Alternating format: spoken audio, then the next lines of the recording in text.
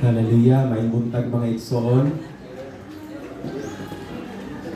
I'm hoping and praying ang inyong desire karon ning nasa kabuntagon is sama sa kanta nga ginaingon. And all my life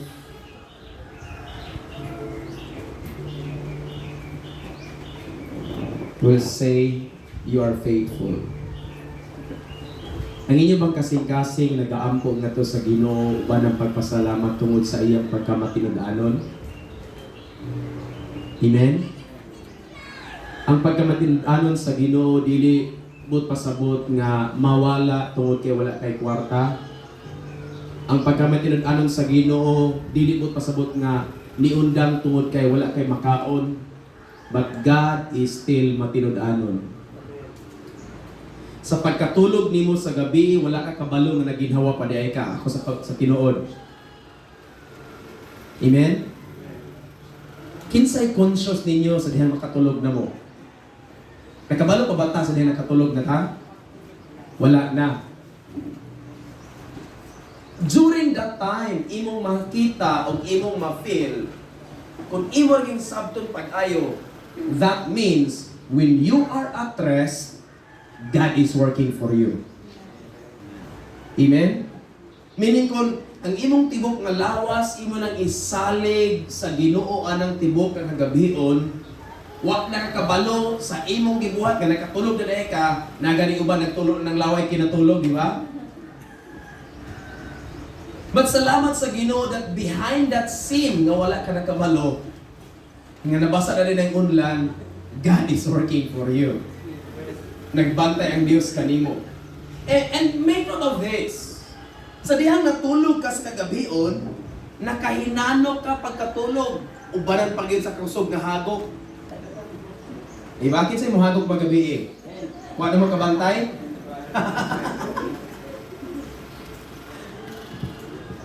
Kusog ka inyong pagkatulog na hinanong pag-ayaw niya. Kabala mo ang trabaho sa Ginoo? Iyahang ibutangan ang inyong kinabuhi o lawas nga natulog sa pagkahinanong gayon o iyang gikuha itong mga gitawag og nightmares. Kinsa nagkasulay og nightmares? Unsa kayo dinisig nightmares? Ha?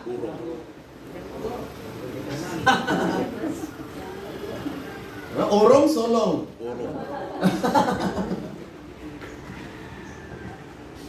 Tungod sa pagkamaayo sa Ginoo mga igsoon, iha kang itagag malinaw na una-una.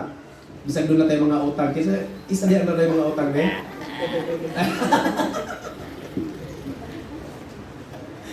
Naaman taana, eh? Natay motor, kang ginatagaan, napatay. Kabalo na taana. That's given.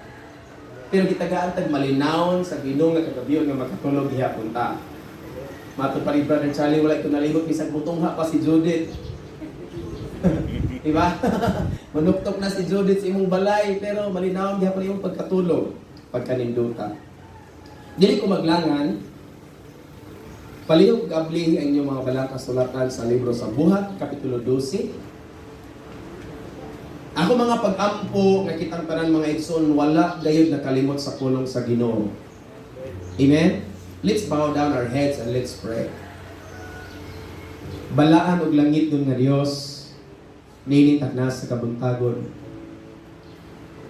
Many of our brothers and sisters are already prepared yesterday aron makigduyog ka namo sa pagsimba kanimo today. But for some reason, wala minakabalo Ginoo sa mga kaulangan. But I pray, if these reasons, o Diyos nga nakaulang kanila Ginoo nga wala sila nakaabot karon sa pagdaig, kuyog ka namo dinhi nga dapit sa pagsimba kanimo Ginoo. Lord, have your mercy upon them. Nga kung ang kaulangan nagapugong kanila, o Diyos, nga lisod man gid sila makagawas Ginoo, have your hands, lend for them. Ug ikaw mag-aagak kanila, o Diyos. Sama sa mga pulong Ginoo imong gisulti ngadto kang propeta Isaias, ayaw kahatlok, for I am with you. Do not be dismayed, for I will help you. I will lift you up with my righteous right hand. Ikaw nga Diyos nag-ingon, magtinabangon ka. Today, Lord, aniya kami Ginoo nga nagsimba diha kanimo. After we pour out our songs of praise and our worship, every adoration nga among ginabuhat o Dios ning kabuntagon Ginoo, dawata o ang among mga lawas o Dios, imo ang humot nga mga limyon sa imong atubangan nga among buhing halad diha kanimo o Dios. O kung nag-aampo Ginoo nga sa mga kaigsuonan namo Ginoo nga nasa ilang mga higdaanan nagapamahulay tungod sa dunay mga balatian siguro naa sa ilang mga trabaho sa kabisi o Dios, I just pray Father God, set them free from all the things that entangles them, Lord, in the name of Jesus. O tagay silang freedom o Dios, freedom to live, freedom to praise, freedom to worship you just like us today. Hallelujah. Gawas no Dios nga nagasimba diha kanimo Ginoo. Receive all the glory and praises. Even kung niya man sa mga kaigsuonan namo dinhi karong Ginoo sulod ni mong iglesia o Dios kadunay gibati sa lawas. Lord, pinagi si mong dugo nga balaan Ginoo. Magahugas ka o Dios. Magapasaylo ka sa mga kalapasan Ginoo. Because we know that when sin is forgiven, healing will just follow. I pray for deliverance, O Dios, from any bondages of darkness, from sin. And heal everyone. Sa among lawas, sa among kalag, o sa Espiritu, O Dios. Gihalad na mo diya kanimong tanan. You deserve the glory. In Jesus' name I pray. Amen. Amen. Amen. Dalay ko ng Diyos. At ako nang palakpakan itong buhay ng Diyos. Hallelujah. Pagkanindot baya mga exalt sa dihang imong kinabuhi, imong ihalad diha sa Ginoo, kaysa dihang imong masinatian, o imong ragyod nga masabtan, kaysa dihang imong kinabuhi imong nagihalad diha sa Ginoo, wala ba mo nakasabot anang pareha sa bata ng ilang kaugalingon, muduol sila nimo niya magpakugos. Ingon na nga sistema ba mapaghal sa diya magpakugos sila, bisag kung saan nila glognot, nga mura na sila patagak, pero tungod kay nagkugos kanila, nagkabalot ko nga ikaw nga nagkugos, di ko ka musugot ka matagak ko ng bata ay magikugos. Diba? Maningkamot so kaya nga nagkugos na dili na siya mapusdak. Kaya nagkabalot ka nga kung mapusdak, mapiang na. Ingon anang ganahan sa Ginoo kasi niya musalig kaniya, kinahanglan nimong hibaluan nga siya nga imong gisaligan, takos gayod nga kasaligan. Kay kasaligan gid atong Dios. Amen. Ring kabungtagon mga igsoon, ganahan ko nga inyong ablihin imong balang kasulatan sa sulat ni Dr. Lucas sa the same chapter sa last Sunday's message. Buhat kapitulo 12. Magsugod agbasa gikan sa bersikulo 8.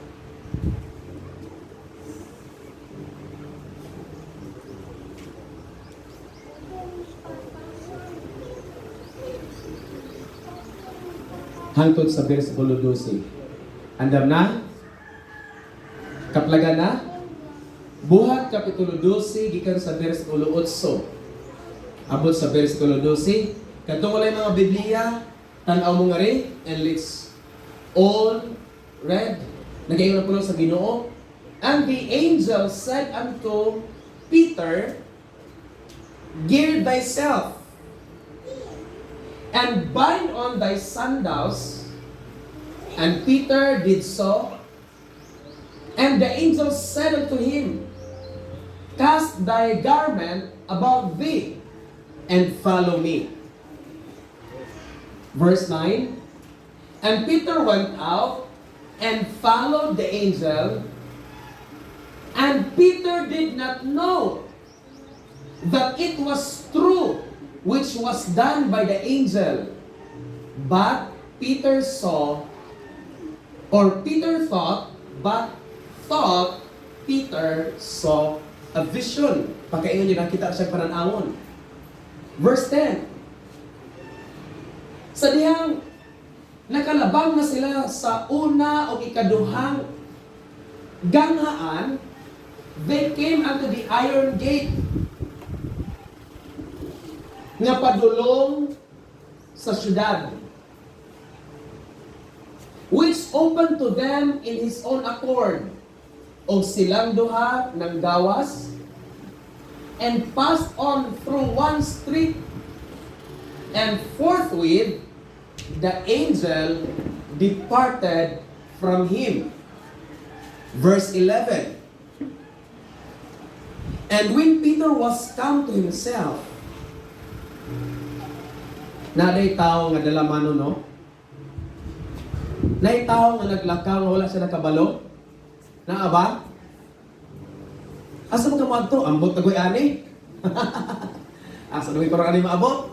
Naday yung ana, verse 11, and when Peter was come to himself, sa dihang nakaalimatmat siya, kinsa na kasabot kung nakaalimatmat? Habang nakabantay na siya, nakamatikod na siya, ay wala na ko natulog. Sa dihan nakaalimatmat na siya, niingon siya, karon sa pagkatinuod kayo, akong nasayran. Now I know of surety nga ang Ginoo nagpadala sa iyang anghel and hath delivered me out of the hand of Herod and from all that expectation of the people of the Jews. Last verse 12. And when Peter had considered the thing, he came to the house of Mary, the mother of John, whose surname was Mark, where many were gathered together praying. Where many gathered together praying. Amen. Kinsa nag-ampo ninyo kagabi? Kinsa nag-ampo ninyo para sa inyong mga kaigsunan kagabi? Well done.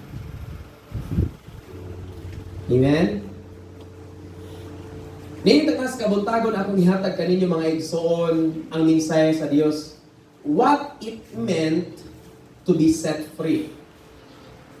What it meant to be set free. Unsa gyud buot pasabot aning gitawag og gawas nun. Kinsa nakasabot ninyo sa inyohang kasinatian nga natay gitawag og freedom? Nakasabot ba ta ang gitawag freedom?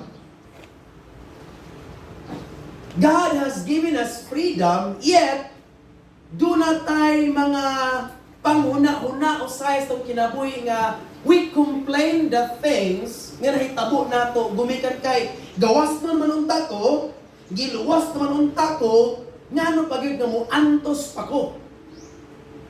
Ngano pagyud nga mo bati pa ko aning pagsulaya nga giluwas man ko sa Ginoo, iya naman kong gilukat sa iyang dugo, iya naman kong gihimong anak, ngano pagyud nga makasinati pa ko walay kaon, walay kwarta, dunay kagutom, dunay mga problema. Nakabalo ba mo nga, all these trials, struggles, and problems are meant to be there for you to help you grow up. Kani mga pagsulay mga problema mga igsoon ni tabang ni nato gidesign ni sa Ginoo sa atong kinabuhi aron ta makakat-on sa pagtubo, aron ta matabangan nga motubo ta. Because sa panahon nga makasinati tag problema, by it we learn lessons. Amen? Sa diha makasinati tag mga problema, makakat-on ta og unsay binisig lessons? Ha? Leksyon? Makakatuntag mga pagtulunan. Mga angay sulundon. Pero ni tanas kabuntagon ako mong sultian sa minsay atong daton og hisgutan what it meant to be free. Unsang ibot pasabot ani kita og gawas nun. Di ba gawas nun na ta sa sala? Amen? Pero ganahan ko nga masabta ninyo mga igsoon what it meant to be free from sin. Meaning, because you have been free from sin, you do not do sin anymore. Di na ka pwedeng mabuhat og sala because you have been set free already. Gawas no naman ka sa sala. Di na ka pwedeng mabuhat og sala. That means, what it meant to be free. Nini mga bersikulo kung inyo mahinumduman last Sunday si Pedro gipriso. Diba? Gipriso si Pedro sa bilangguan, but God is so good, nagpadala siya ng anghel. Unya sa prisuhan, si Pedro giunsa gipukaw sa anghel, giun sa pagpukaw. Ha? Ang binisaya, nagsulti ang binisaya, giyog-yog. Gitayog. Pero ang English, ang Amplified Translation, and the angel smote gently on Peter's side. Smote gently. Ano bang mata na diha? Gihapak niya. Gently. Mata na diha. And then, giinan siya, Peter, arise! Up quickly! Barog dayon! Dali! And the chains fell off. O ang kanina na tangtang. Dalay ko ng Diyos. Pero let's move on, verse 8. What it meant to be free. The chains fell off. Si Pedro ni barog na. O ang kanina na tangtang. Meaning, si Pedro, gawas no na. Amen? Makagawas na siya. Natangtangan naman siya kanina, nakatindog na po siya, pwede na siya makagawas. Di ba? But look up here, verse 8. What it meant to be free, meaning, sa freedom na gihatag sa Diyos sa atong kinabuhi o sa kinabuhi ni Pedro, there are best lessons we need to make note. Verse 8.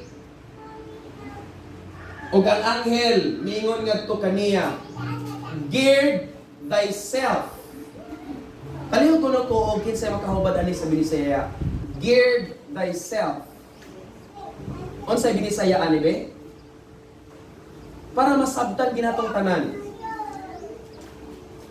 Gird thyself. Binisaya diha. Ha?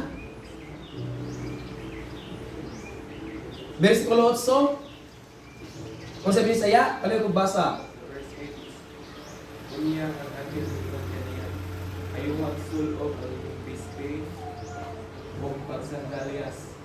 Dito man kini ni Pedro, nanangin lingon, pagpupo o sunod ka na ako. Okay. Salamat. Other translations, please. Nailang translations. Wala kayo makuha ang gitawag gird thyself. Pagdayon kaniya ang panlunda, magpakos ka o igot ang imong mga sabi. Okay, diha sa photo.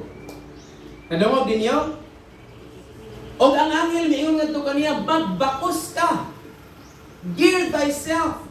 What it meant to be free, number 1, miingon ang anghel ngadto kaniya, gear thyself. Because if you want to take a look at it sa situation ni Pedro, ni anang panahon na gibilanggo siya, gidakop siya ni King Herod, gisulod sa bilangguan, mo ni trabaho sa kaaway. Pakaulawan gyud ka. If you remember, during the time na si Jesus nadakpan, asa nadakpan si Jesus?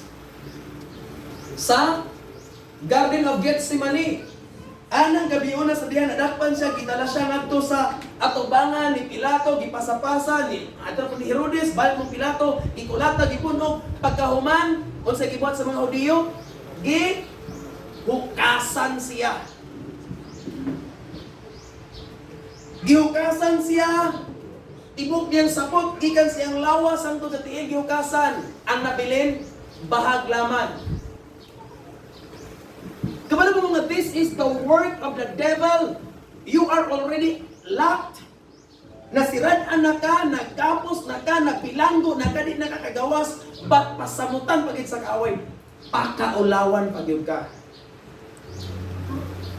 Muna trabaho ni Satanas. Muna ni Satanas kabuntagon, ingon mo pag-istorya, when you encounter situation nga magsirado sa inyong kinabuhi, nga daw wala na'y kalutsan, ayaw nyo o walaas nyo mga panguna-una, nga you are still the Son of God. Nga during that time, nga mutawag ka sa Diyos, ngayon mga amahan, tatalinghugan ka sa Diyos. Pero unsay problema ni Pedro? Unsay sipyat ni Pedro? On that night, wala siya ampo. Natulog rin sa dayon. He was sleeping. Ningon na bala ang kasulatan, gird thyself. Hugta ang imong bakos. Kanang gird, that means ibakos. Baksi imong kaugalingon. Why? This is one thing that common nga mahitabo nato. Sa diha moabot nato ang mga problema, ang common nga mokunhod sa pagtuo sa tao is ang iyang pagsalig sa pulong sa Ginoo. Common kayo na. Sa diha moabot niya ang problema, murag ma-question niya ang pulong sa Ginoo sa saad sa Dios. Murag ma-question sa tao, nganuman, kung naapay Ginoo, dili unta mamatay kung igsoon nga si Lazaro. Hinumdum ana, John chapter 10. Si Martha ug si Mary, si Jesus niadto sa village of Bethany, ni sukata dayon si Mary, ug niingon siya nga, Lord, if you were here, my brother would have not died. Nakulangan sila pagtuo pagsalig sa saad sa Ginoo. And then verse 25 nagyan ang Dios. Wala ba ka nakabalo? I am the resurrection and life. Pero ni-insist yun sila, kung di pa unta ka Ginoo, dili unta mamatay ang igsoon. Nakulangan sa pagtuo. During this time, sa dihang nadakpa na si Pedro, gibilanggo na, usay doon yung mga sakrisyon na ito nga di na ta kagawas, nagapos na ta sa kalisod. Maghatod pa hinuon nato og kasakit sa itong kaugalingon. Kay imbes ta mo salig sa pulong sa Ginoo, makalimot na ta sa pagsalig sa Ginoo, kay ato madunggan ang hunghong nga binutbot ni Satanas. Na napriso ka kay kuan na nagiinom kita na ay palig relihiyo. Problema na hinuon. In Ephesians chapter 6, palig kog abli. Ephesians chapter 6.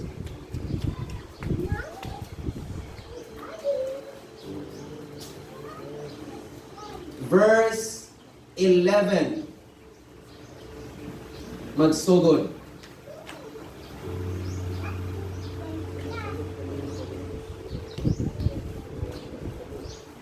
Put on the whole armor of God, that you may be able to stand against the wiles of the devil. Kung sa naisulti sa Ginoo, isunog ang tibuok, kung sa man, hinagiban o armadura sa Dios. Aron ka mo makabarog, batok sa tanang kaugdangan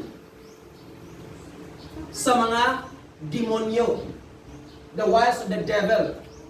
Aron kita makabantay. Jump to verse 14. Stand ye therefore, having your loins girt. Ano sa diay? Stand therefore, having your loins, kanang loins, hawak. Having your loins girt. Ang ingon ganiya sa Acts chapter 12, verse 8 is gird. Ang past tense sa gird, girt. Dili girded. But girt.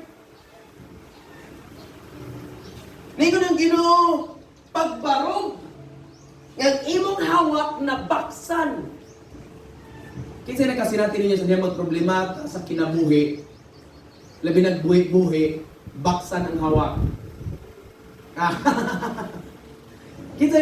Kinsa common ang nakasinati? Kasagaran, mga babae dyan, no? Mutukad ganing buhi-buhi. Kung saan na yun? Higtan. Baksan. Hugtod ba dyan? Hugta pa kayo. Paglain dyan kayo. Hugta. There is something in it, a lesson, how to be set free, what it meant to be free. Sa dihang gawas nung naka, kinahanglan di ay kang, ha? Baksan ang imuhang hawak. Gird your loins. Unsa ibakos? About the truth. Baksan ang imong kaugalingon. Unsa ibakos? Nga di ka nang Na istorya bitaw ni sa daghanan, common na to na nga kuan nga ug tanay bakos na ni. Di ba? Kabante mo na istorya, ug tanay na ratawag bakos. Because there is something in this phrase, ug tanay bakos. Mato pa sa pulong sa Ginoo sa mga Kristohanon, dili ra kay ug tanay bakos, pero ug tanay ni sa kamatuoran about the truth. Kaya niining panahon na, si Pedro is bombarded by all the lies of the devil. Nga Pedro, ginan bitaw ikaw nga ayaw nag-alagad sa Ginoo. But ramang rin mong ipangsulti. This is the work of the enemy, to always tell a lie.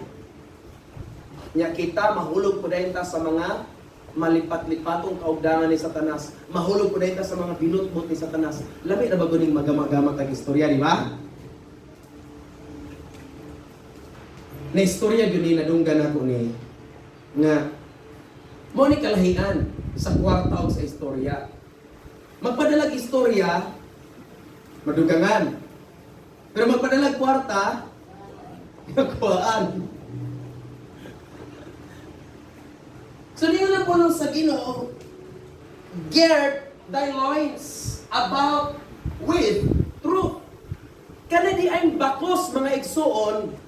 Si Pedro sa Acts chapter 12, gisultian sa anghel nga gipadala sa Dios nga kinahanglang dili nimo ibulag ang imong pulong nga nabatunan, which is ang pulong imong nabatunan is the truth, because the truth that you have will set you free.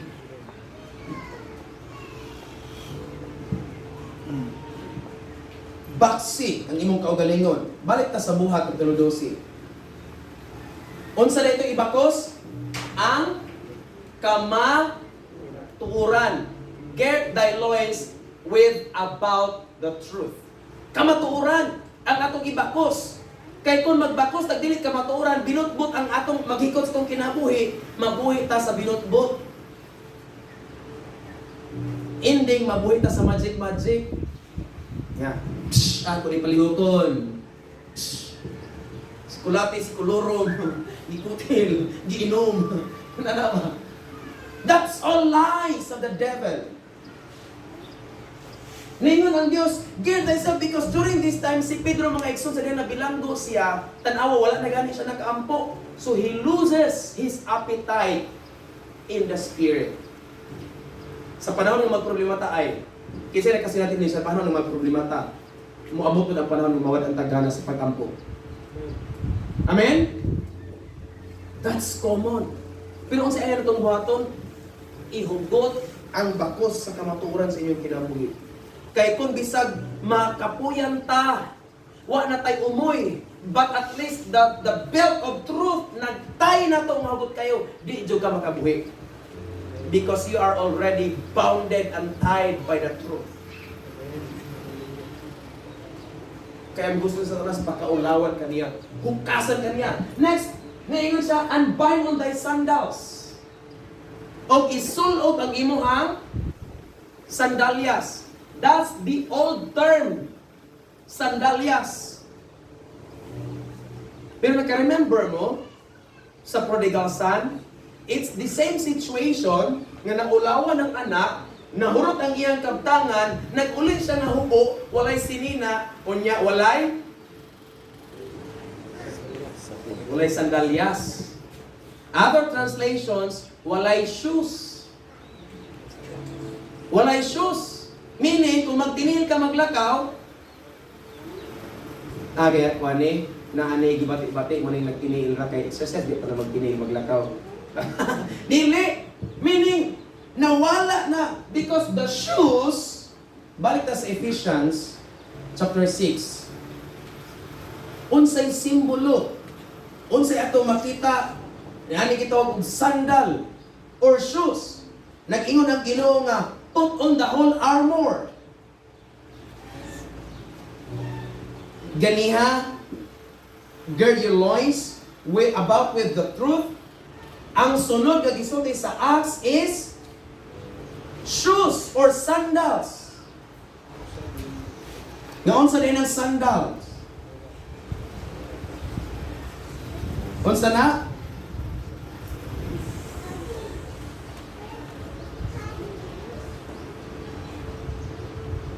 Atong tanawon mga igsoon.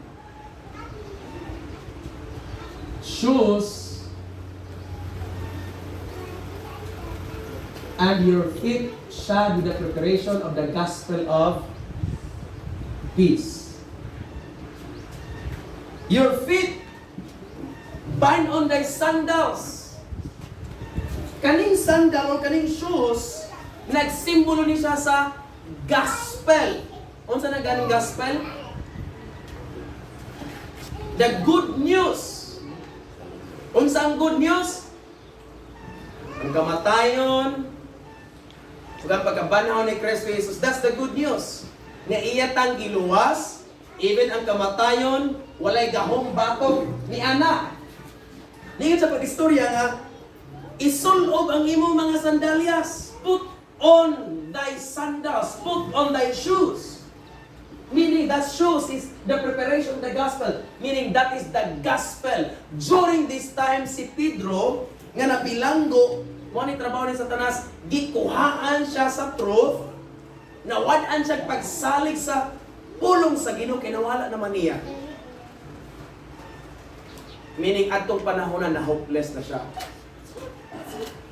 So unsay buhaton? Sa panahon nga ikaw gawas no na ayaw jud kalimti nga iput on nimo ang imong shoes of the gospel.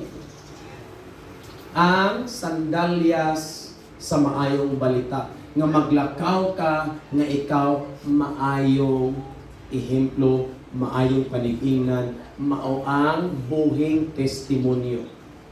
Bisag nabilanggo na, bisag nagproblema na, bisag walay kwarta pero malipayon. Kabalo gyud kong mudahig sa Ginoo. Dili kay nagpanahon na sa problema, wa nay kwarta, wa nay mahimo. Magpalit ka lang magpisi. Dayon ikot sa kahoy, then ambak. Gipakita sa Dios tinagi sa sakanghel unsay angay buhaton sa ding ikaw na imo nang gawas nun. Kaysa diyang gipagawas kami ning gilukat na ka sa Dios ug imo nang responsibilidad nga ibalik ang imong pagsalig ug pagtuo ang pulong sa Ginoo imo nang ikinabuhi ug maglakaw ka sumala sa pulong sa Ginoo ug kun imo nang ginabuhat bantay ni kaysa panahon nga maglakaw na kay nang gawas nun ang trabaho na pud sa Satanas iyahanap ko ng kuhaon ang truth iyahanap ko ng kuhaon ang pulong sa Ginoo nga imong gilakaw ug kinabuhi. That's the purpose of the devil, to steal, kill, and destroy. Mo nang balik na sa Acts chapter 12, niingon si angel ngadto kaniya nga bind on thy sandals. So gibuhat ni Pedro. Kay ni atong panahon na gihukasan niya siya. Ihubuan niya siya og sandalyas. Imagine na the torture of the enemy during that time na siya sa bilangguan. Kanang panahon sa kagabihon niya magtunog ka nga walay sinilas, di ba bugnaw kayo? Samot na during that time ang bilangguan gikadinahan siya. Grabe ka bugnaw. O niya, what if kung ang iya kong gitumban puthaw? Di ba bugnaw kayo? O niya maghigda po siyang walay sinina. Di ba bugnaw kayo? Panuhutan siya. Daghang mga problema mga boss yung kinabuhi. Pero pamina mo. Sa dihang gibuhat ni Pedro kini, niingon na sa dang anghel ngadto kaniya, cast thy garments about thee. O isulob ang imong sinina, ang imong kupo. Niing ko ganiha, ang garment or ang kupo symbolizes the righteousness. Pagkamatarong o pagkabalaan. Kita mong taong galaka walay sinina. Diba? Makita mo ang iyang sa printungan wala ko'y buot. Magkasulti ka sa mga hugaw na sinultian. Gumikan kay ngano siya naglakaw nga walay sinina. Pero kung naglakaw siya nga nindot og sinina, unsay mo gawas imong baba? Magkanindutas iyang suot, oh. Nindutas iyang sinina. Meaning, all righteousness mo gawas sa imong baba. Ngayon ko lang sa Ginoo, cast thy garments about thee. Isulobi mo sa nina. Kaya ang gusto ni Satanas, kuhaan ka niya kalipay, kuhaan ka niya comfort, kuhaan ka niya embrace sa Ginoo iyang kuhaon ug iya kang hukasan humuan og pagkaulawan. Many at times in the Bible nga si Jesus nakasugata og nabuang. Example, ang tao sa Gadara.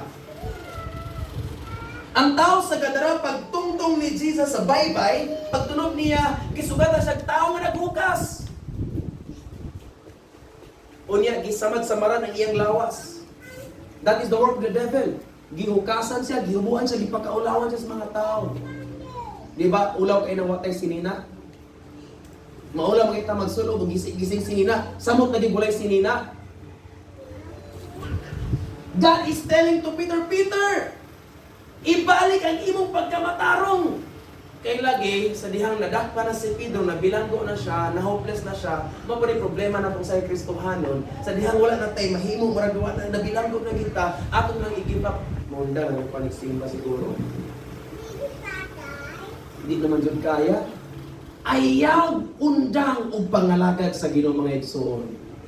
Because whatever the enemy meant for evil, God will turn it for good. Niadto ang anghel nga gipadala sa Dios o giinginan si Pedro. Pedro, ibalik og surog imuhang garments, meaning ibalik ang imong pagkamataro. I'm telling you, sometimes problem will steal our righteousness. Kanang wala tayo kwarta, ang atong pagkamataro makawat usahay. Wala tayo kwarta o niya na ipadala, brad, ilikog dala ani, ihatag sa ako ang kuhan. Niya wala tayo kwarta. Na! Napikan man jud ko. Problema kay na, this is the great challenge kung kinabuhi. Walang-wala jud kanya padalan ka, ipalihugon ka, di gid malikayan mga igsoon. I'm telling you, this is the truth. The reality sa kinabuhi sa tao. Mo nang when we have the righteousness of God, masaligan kita. Amen? Kung naay pagkamatarong sa Ginoo kung kinabuhi, mga lagad ta sa Ginoo, whatever the enemy has meant for evil para nato, but the truth is in us, the righteousness is in our mind, nas ko kasing-kasing ang pagkamatarong sa Ginoo, di kita makahimo og sala. Look at this, what happened to Peter. Paminaw mga igsoon, atong gibasa ganyan nga, sa diyang giilan sa inyo, Pedro, isulog yung bakos, pugta yung bakos, dayon, isulog yung sandalyas, dayon, pagsarina, gibuhat ni Pedro. Kung sa'yo yung tabo, nagkagawas na si Pedro, umiingon ang angin kaniya, sunda ko. So nagsunod si Pedro. Next verse please. And Peter went out and followed the angel. Tanawa, sabi na mo, and wist not that it was true. Tanawa ra guna. Sa dihang si Pedro nagsunod na sa anghel, wala siya nagkabalong ang tinuod to iyang gisunod. Why? Because the lies of the enemy during the time na nabilanggo siya, mao na nagkahari siya una-una ang tanang mga binutbot. But the truth has taken away. Mo nang the Lord will not allow ng imong pagkamatarong ikaw nga Kristohanon mawala kasi ang panglantaw. God will send someone for you to bring a rescue. Amen? God is so good. Sa panahon of your downfall, God will bring rescue. Tanawa ang kalibutan. Nakita sa balang kasulatan nga ang kalibutan naguba. Pero sa gibuhat sa Ginoo, He sent His Son as a ransom of many, to seek and to save that which was lost, aron pagpangita sa mga nangawala. And now we are found. Salamat sa Ginoo kita nakaplagan mga igsoon. Munang sugod karon kinakaplagan mo sa Ginoo, ayaw na gid mo panago. Ayaw tuguti nga taguan mo sa kaaway, pinagis ay mga iyang mga binutbot nga mga istorya. Do not believe all the lies of the devil, but always hold on unto the truth of the Word of God.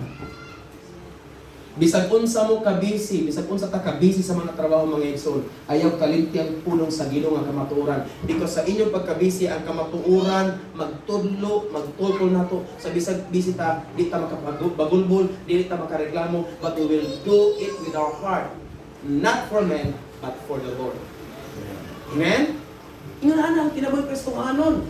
Kaya ipakita. Pero nahitabo ni Pedro is opposite. And wist not that it was true. Wala siya nagkabalo nga tinuod na iyang gisundan. Sa nagsunod na siya, wist not that it was true, which was done by the angel, but thought he saw a vision. Ang iya din may baluan, nga siya una-una, gadanggura siya. Meaning, bisan anang nagbuhat na siyang action, unsa? He thought he saw a vision. Kasagaran, kanos aka makikita ang mga vision? Kanos aka makikita ang mga pananawon? Sometimes vision and dreams often magkabailuanay. Kanos aka makadamgo? Ha? Sa panahon nga matulog. Meaning ka natulog ka, wala kay buot atong panahon na. So, meaning ani ato ma-picture out kasi Pedro murag gidaman. Kinsa na kita inyo gidaman? Grade 5 elementary ko. Kani ato player ko baseball.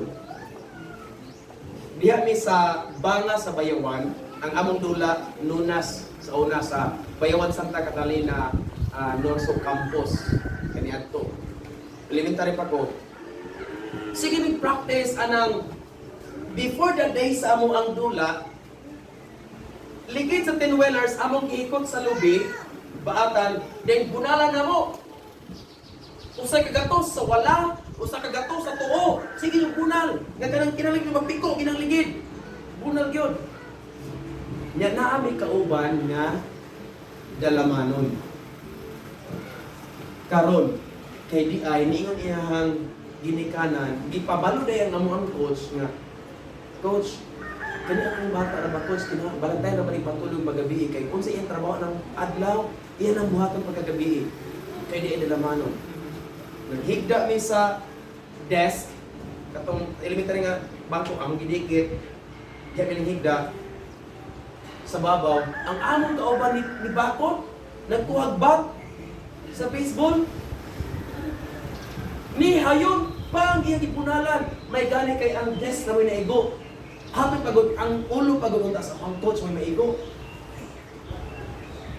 Unya nagbuhat siya sa kamatuturan nga iyang ginabuhat sa adlaw pero wala siya kabalo sa iyang gibuhat. Ana gabi una. So sa gibuhat nakabatay ang kauban, gisikaran siya. Naumod siya, nakamata siya. Og niya siya. Unsa di ay ka? Unsa di ay? Ingon na si Pedro, naglakaw siya nga. Wala siya kabalo. Ang iyang una-una, nga nakita siya pananawon. Next verse please, verse 10. Sa dihang nagkaagi na sila sa unang ikaduhang gangpultahan, they came to the iron gate that leaded unto the city, which opened unto them in his own accord, and they went out and passed on through that one street, and forthwith the angel departed from him. Verse 11. Imagine na, gikan sa bilangguan, ihugot niya yung bakos, pak, suot na siya sandal, sanina na siya. Dayon, sunod na siya sa anghel.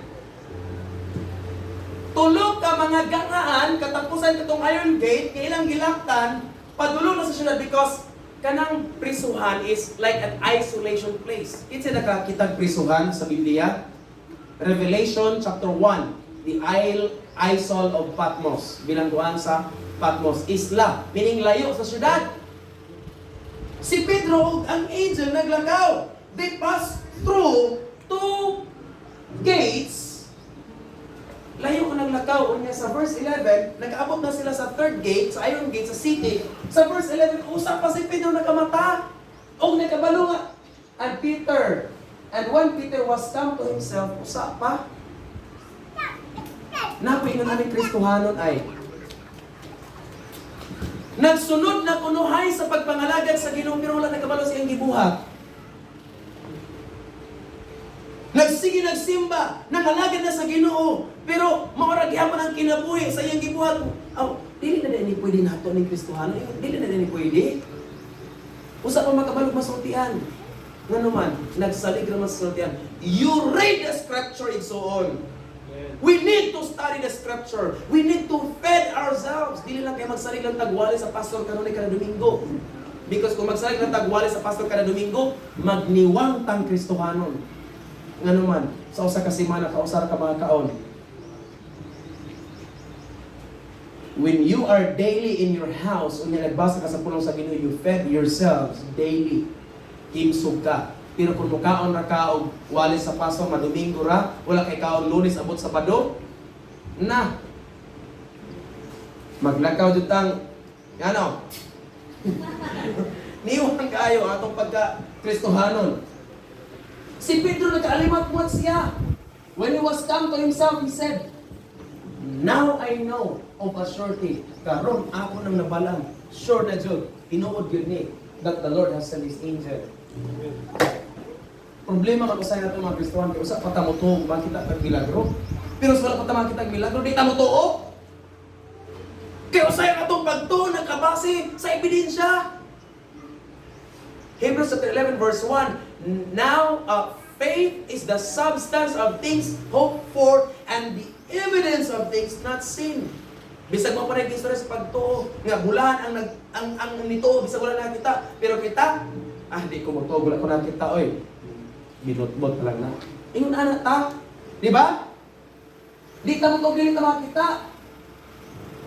Now I know for sure the Lord has sent His angel and hath delivered me out of the hand of Herod from all the expectation of the people of the Jews. Ayaw tugot yung mga igsoon na maglakaw tayo nga Kristohanon nga naglakaw po tang what ra. Be sure that you know as a Christian that you walk in the truth.